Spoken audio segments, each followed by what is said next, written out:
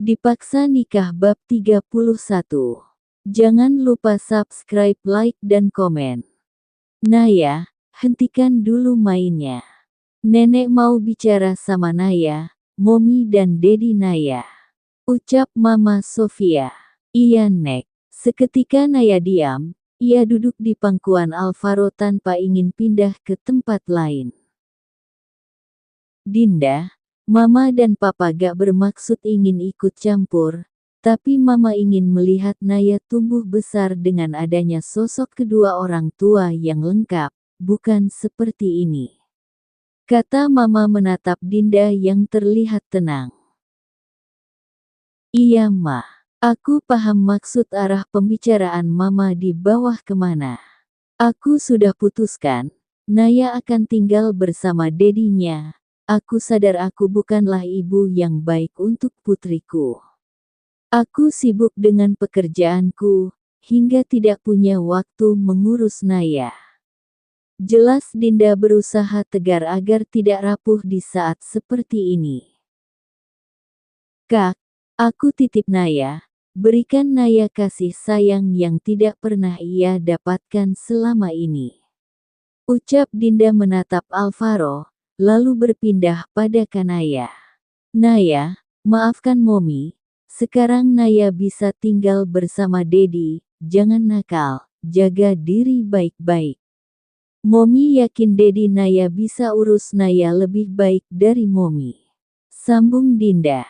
Wajahnya mungkin masih terlihat kuat seperti tidak terjadi apa-apa, tapi hatinya sudah sangat rapuh dan hancur berkeping-keping.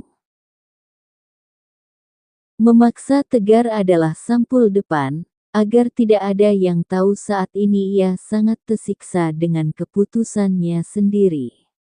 Alvaro terkejut dengan keputusan Dinda, ia ingat betul kemarin, dan pagi tadi wanita di depannya ini sangat ngotot mempertahankan Kanaya.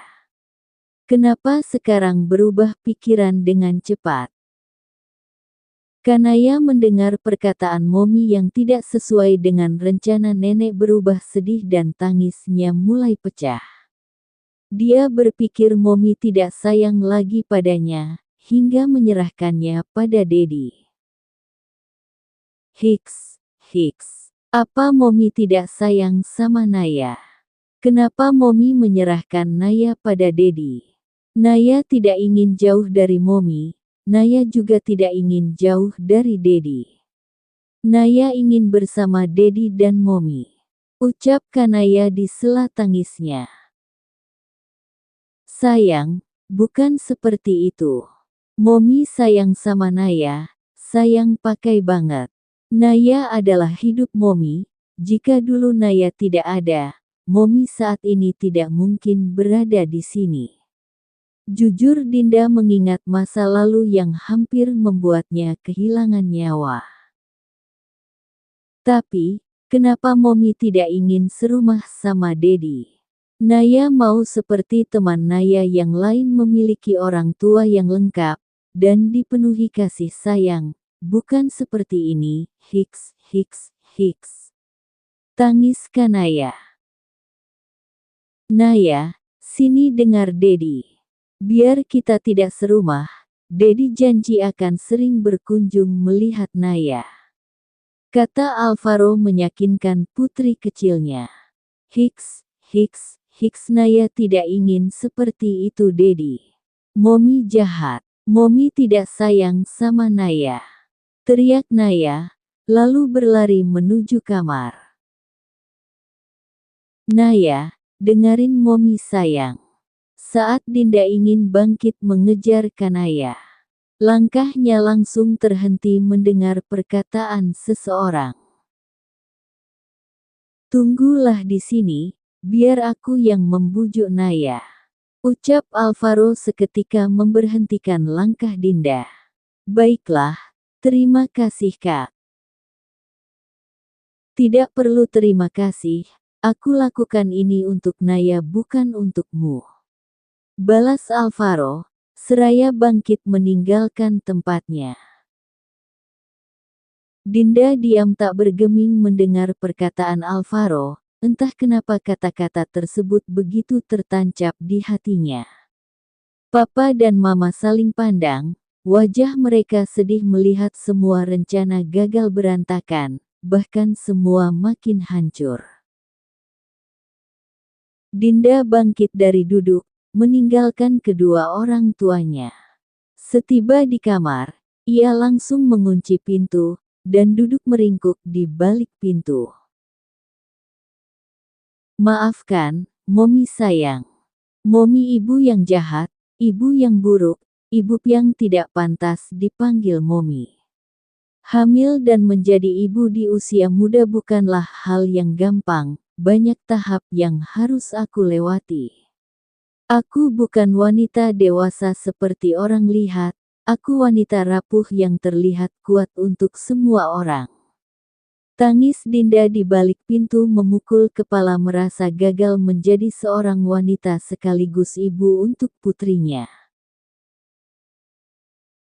Tanpa disadari Papa dan Mama mengikuti Dinda dari belakang. Mendengar semua isakan dan keluh kesah Dinda mereka juga ikut meneteskan air mata.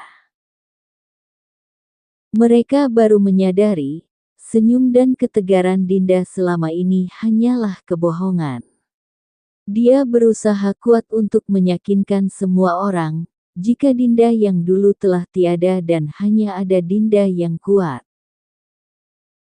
"Pa, kenapa Mama tidak peka dengan anak sendiri? Mama sungguh ibu tidak berguna," kata Mama Sofia menyalahkan dirinya pada suaminya. Mama Sofia menangis di pelukan sang suami. Alvaro yang melintas dan melihat kesedihan orang tua Dinda, bingung sedang apa kedua orang tersebut berdiri di depan pintu.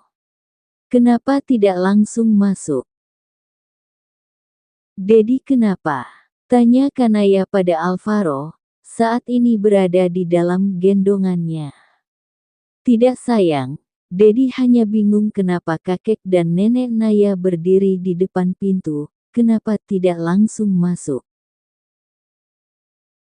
Mendengar perkataan Alvaro, Kanaya mengarahkan mata pada keberadaan kedua orang tersebut.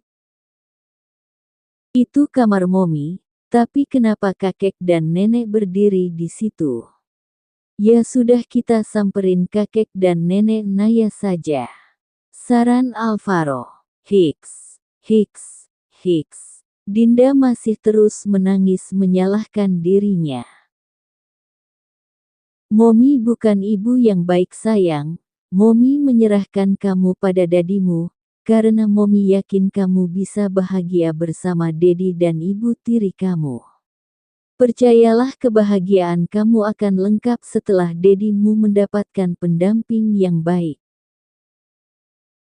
Tanpa disadari semua ucapan sedih Dinda, didengar Alvaro dan juga Kanaya. "Dedi, apa benar kata Momi Dedi akan mencari Momi baru untuk Naya?" tanya Kanaya dengan wajah sedih.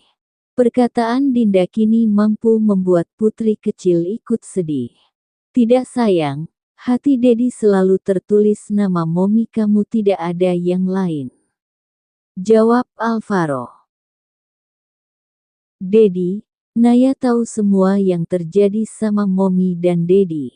Naya tidak pernah menyalahkan Dedi atas semua yang menimpa pada Momi.